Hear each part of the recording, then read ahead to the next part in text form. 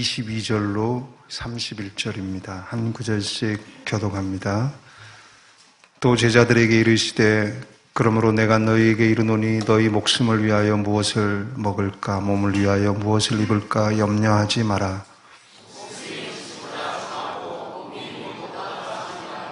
까마귀를 생각하라. 심지도 아니하고 거두지도 아니하며 골방도 없고 창고도 없으되 하나님이 기르시나니 너희는 새보다 얼마나 더 귀하냐.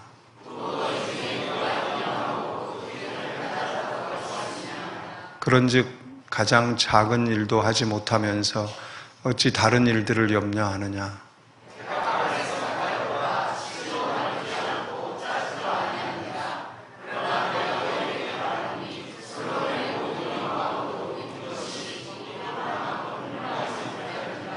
오늘 있다가 내일 아궁이에 던져지는 들풀도 하나님이 이렇게 입히시거든 하물며 너희일까 보냐. 믿음이 적은 자들아.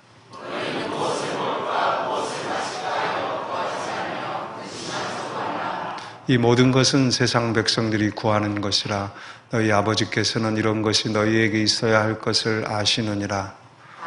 너희는 그의 나라를 구하라. 그리하면 이런 것들을 너희에게 더하시리라. 좌우분을 바라보고 인사합시다. 주의 사랑으로 축복합니다.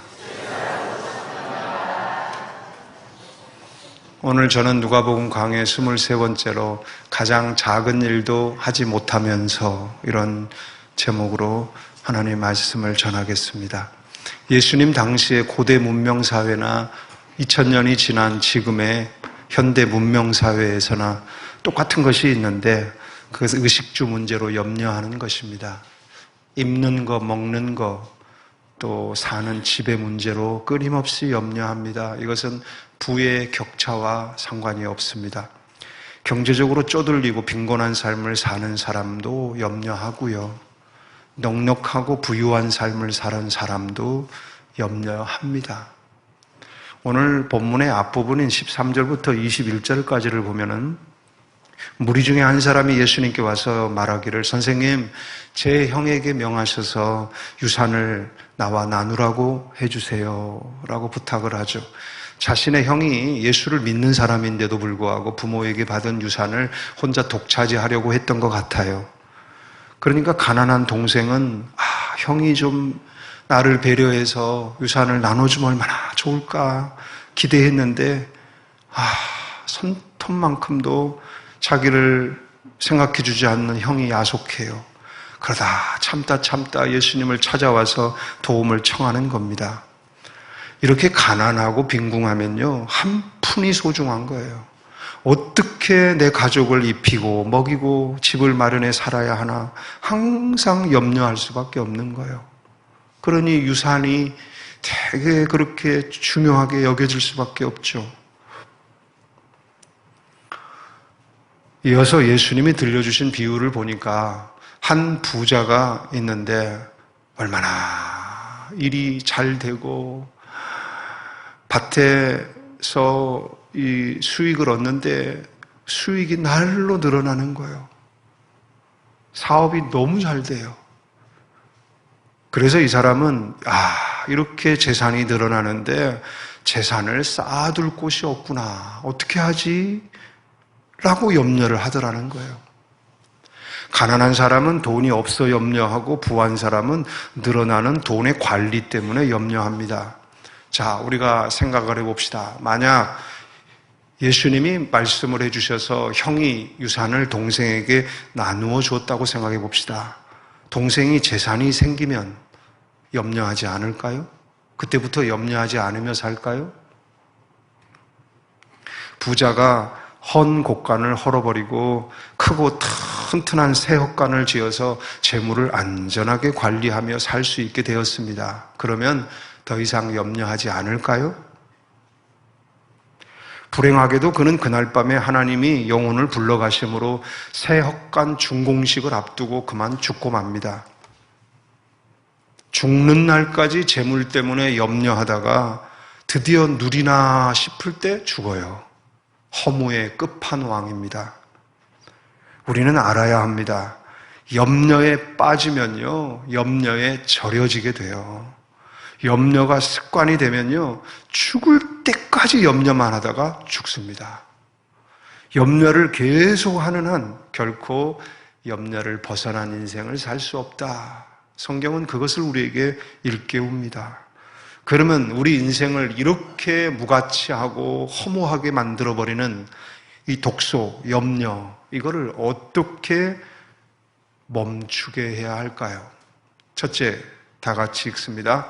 염려의 멈춤을 선언하라. 우리의 머릿속과 가슴 속에서 계속 지 마음대로 뛰어다니고 있는 이 염려를 향해 멈춰라고 선언을 해야 합니다. 그래도 안 멈추면은 예수님의 이름으로 멈춰라고 말해야 합니다.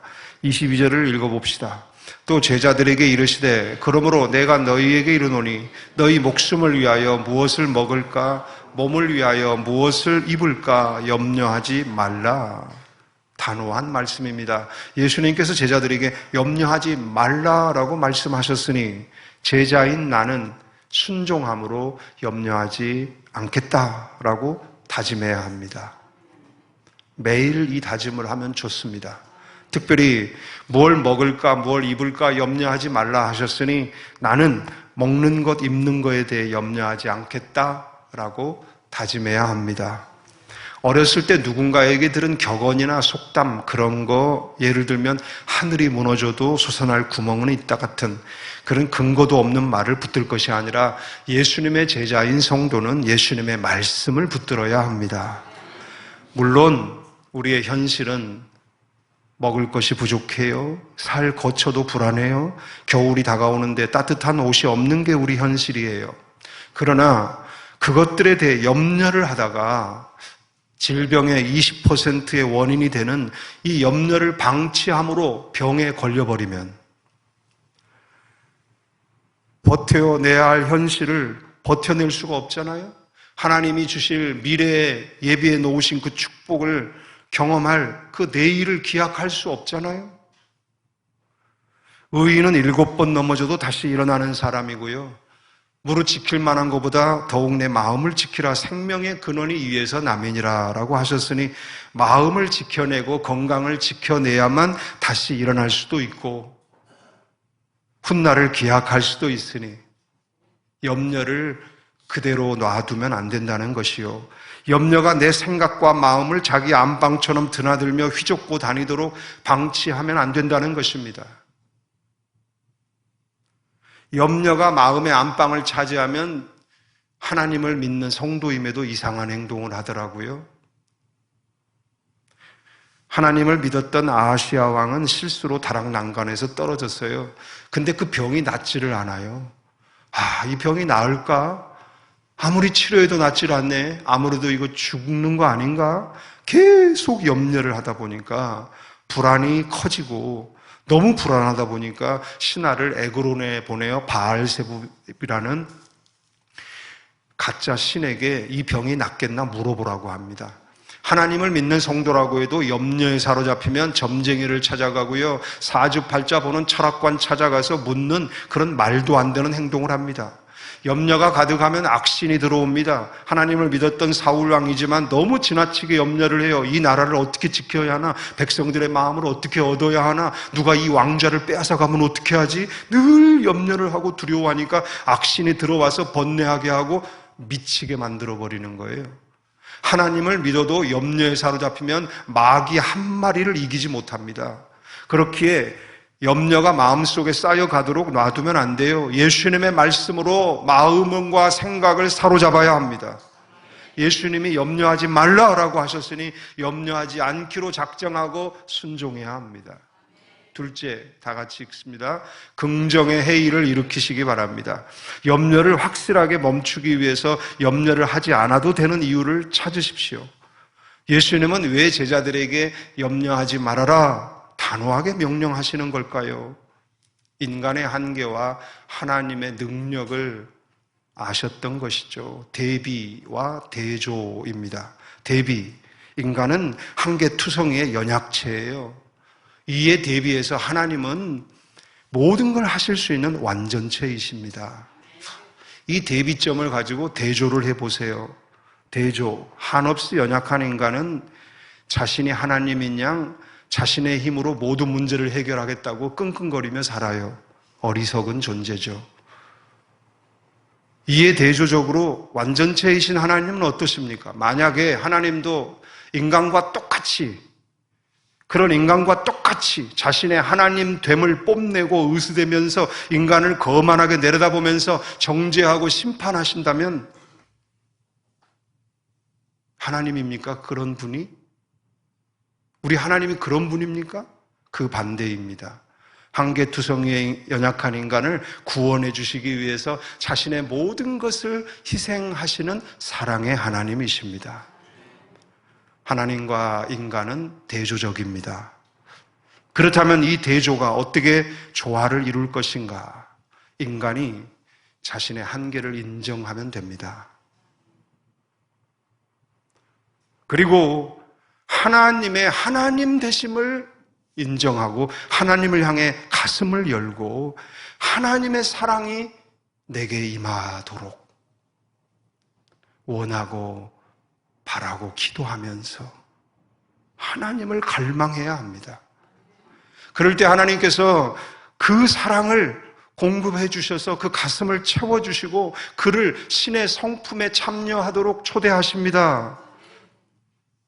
마음에 하나님의 나라가 이루어지도록 해주십니다. 이것이 우리의 마음에 임하는 샬롬이고 마음의 천국입니다.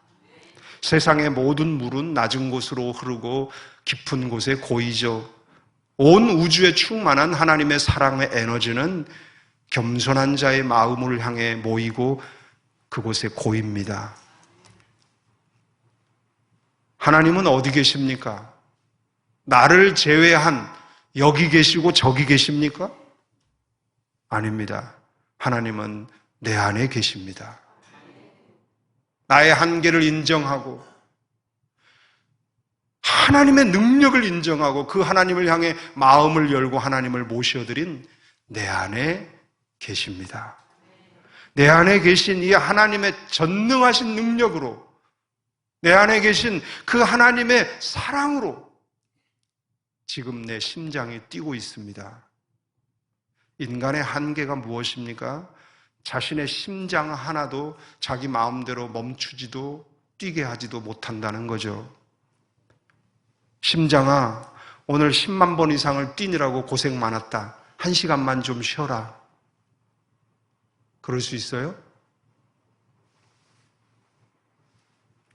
내 몸 안에 있는 여러 장기들 중에 작은 한 개의 장기이지만 내 마음대로 못해요. 이 작은 거 하나도 내 마음대로 못하면서 몸을 위해 무슨 그렇게 걱정을 많이 하고 목숨을 위해 그렇게 염려를 하십니까? 이 작은 것 하나도 못하면서. 예수님은 옷도 밥도 집도 준비된 것이 하나도 없으셨지만 전혀 염려하지 않으셨어요. 그 비결은 뭘까요? 인간인 내가 할 수 없는 작은 것, 그 한계를 인정하는 그것을 늘 생각 주머니 안에 넣어놓고 다니셨어요. 가지고 다니셨다라는 거죠. 나는 내 심장 하나도 내 마음대로 할 수 없는 존재야. 인간의 자신의 한계를 인정하는 겁니다. 여기에 대비하여 내 심장을 뛰게 하시는 분은 전능하신 하나님이시다. 그분이 내 심장을 뛰게 하시니 그분이 내 몸도 내 목숨도 내 삶도 책임져 주실 것이다. 저 하늘을 나는 까마귀를 보세요. 사람들은 부정한 새라고 돌멩이를 던지고 쫓아버리고 괴롭히지만 그 새의 심장이 뛰고 있는 한 그 새는 자유롭게 바람을 따라 여행을 하며 푸른 하늘을 무대 삼아 행복하게 노래하며 살아갑니다. 이 세상의 모든 사람들이 자신을 돌을 던지고 미워해도 그런 거에 연연하지 않아요. 염려하지 않아요. 심장이 뛰니까 마음껏 날아다니며 노래하며 삽니다. 누가 까마귀의 심장을 뛰게 하는 겁니까? 하나님이 하시는 겁니다. 사람이 자기 키 높이를 정합니까? 자고 일어나고 자고 일어나다 보니까 자라 있는 게 키 아니에요? 심장이 뛰는 한 그의 모든 몸은 제 기능을 발휘하여 자라게 할 겁니다. 누가 그 심장을 뛰게 하는 거예요? 하나님이 하시는 거예요.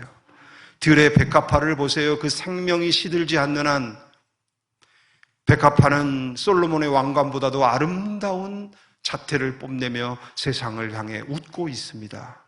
누가 그 생명을 있게 하는가? 하나님이십니다.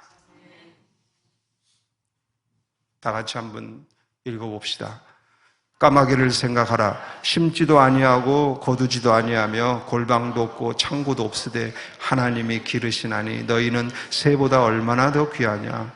또 너희 중에 누가 염려함으로 그 키를 한 자라도 더할 수 있느냐. 그런즉 가장 작은 일도 하지 못하면서 어찌 다른 일들을 염려하느냐. 백합화를 생각하여 보라. 실도 만들지 않고 짜지도 아니하느니라. 그러나 내가 너희에게 말하노니 솔로몬의 모든 영광으로도 입은 것이 이 꽃 하나만큼 훌륭하지 못하였느니라.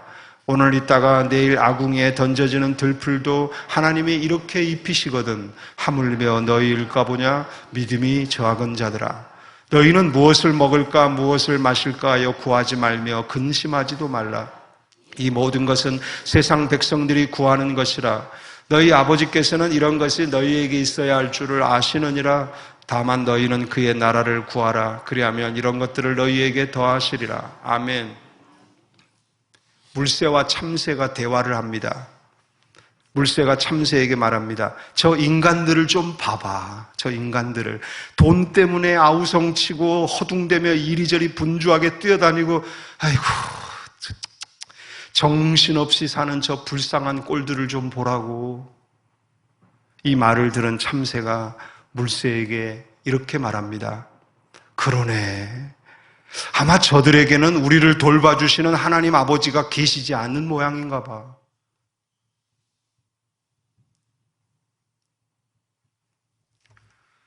우리들이 하찮게 여기는 저 까마귀들이 우리들에게 말합니다. 뭐라고 말합니까? 우리는 하나님이 돌봐주셔서 이렇게 잘 살고 있어요 라고 말합니다. 저 길가에 수많은 들풀들이 이렇게 말합니다. 우리는 하나님이 입혀주셔서 이렇게 잘 살고 있어요. 지금 이 시간도 부지런히 뛰고 있는 이 심장이 나에게 말합니다. 나는 하나님이 돌봐주셔서 이렇게 열심히 뛰고 있어요. 우리들이 중요하게 생각하지 않아서 그냥 스치며 지나가는 이 작은 것들이, 이 하찮아 보이는 이 작은 것들, 그 작은 것, 우리 마음대로 할 수 없는 것들입니다. 오직 하나님이 돌보아 주셔서 그렇게 살아가고 있고 자라가고 있는 겁니다. 근데 하나님은 그 까마귀보다도 그 들풀보다도 우리들을 훨씬 더 귀하게 보시고 사랑하십니다. 그러므로 아무것도 염려하지 마십시오. 그저 하나님이 내 심장을 뛰게 하시는 분이 내 몸도 내 목숨도 책임져 주실 것이다. 나의 삶도 책임져 주실 것이다. 오늘의 은혜를 세어보며 감사하십시오. 최대한 등불과 같은 빛을 내더라도 최대한 사랑하며 사십시오. 내 지금 상황에서 내 앞에 있는 사람에게 최대한 사랑을 나누십시오. 작은 것에도 감사하며 하나님께 찬양하며 사십시오. 너무 지나치게 계산하고 꼼꼼하게 모든 일을 챙기려고 따져보고 계산하고 그렇게 하지 마세요. 그렇게 염려하며 살지 마세요. 그냥 묻어버리고 잊어버리고 사세요. 그저 하나님이 주신 모든 것들 세어볼 만큼 세어보고 감사하고 찬양하고 나머지는 묻어버리고 잊어버리세요. 그리고 내일을 기대하며 사는 거예요. 다람쥐와 도토리 이야기 하나 드리고 설교를 마무리합니다. 다람쥐는 겨울을 미리 준비하여 입이 불룩해가지고 얼마나 도토리를 많이 넣는지 터질 것 같아. 내가 집에서 거울 보고 연습을 했는데 도저히 흉내를 못 내겠더라고. 여기가 안 나와 이게. 얼마나 여기저기를 부지런히 다니면서 도토리를 땅에 묻는지 몰라요.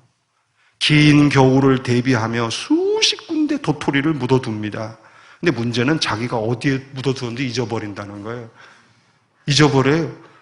겨울철에 기껏 다시 찾는 확률은 10분의 1도 안 된다고 그래요. 그러면 헛수고한 겁니까? 무의미한 일을 한 겁니까? 아닙니다. 다람쥐가 땅에 묻고 잊어버린 그 도토리들 때문에 참나무 숲이 만들어집니다. 다람쥐는 그 참나무 숲에서 상상 초월의 도토리들을 다시 돌려받게 될 것입니다. 묻어두고 잊혀진 것이 헛수고가 아닙니다. 오늘 하루를 감사하며 최선을 다했는데도 좋은 결과를 보지 못했다? 그래서 염려가 되고 그래서 낙심이 됩니까? 그러지 마세요. 그냥 묻어버리세요. 잊어버리세요. 심장이 뛰고 있음을 감사하시고 내 목숨, 내 몸 건강한 거 감사하세요. 그렇게 묻어버리고 잊어버린 것들이 무의미하게 사라지는 겁니까? 아닙니다. 나중에 참나무 숲으로 돌아오게 될 것입니다. 믿음은 최후 승리를 바라보는 겁니다. 끝이 좋다라는 것을 믿고 가는 겁니다. 결과주의에 매몰되지 마시고 당장 열매 없다고 낙심하지 마시고 선을 행하되 낙심하지 말고 포기하지 아니하면 때가 이름에 거두게 되는 것입니다. 계속 감사하고 찬양하며 걸어가시기 바랍니다. 좌우의 손을 꼭 잡고 인사하세요. 사랑하며 사세요. 감사하며 사세요. 기도하겠습니다. 하나님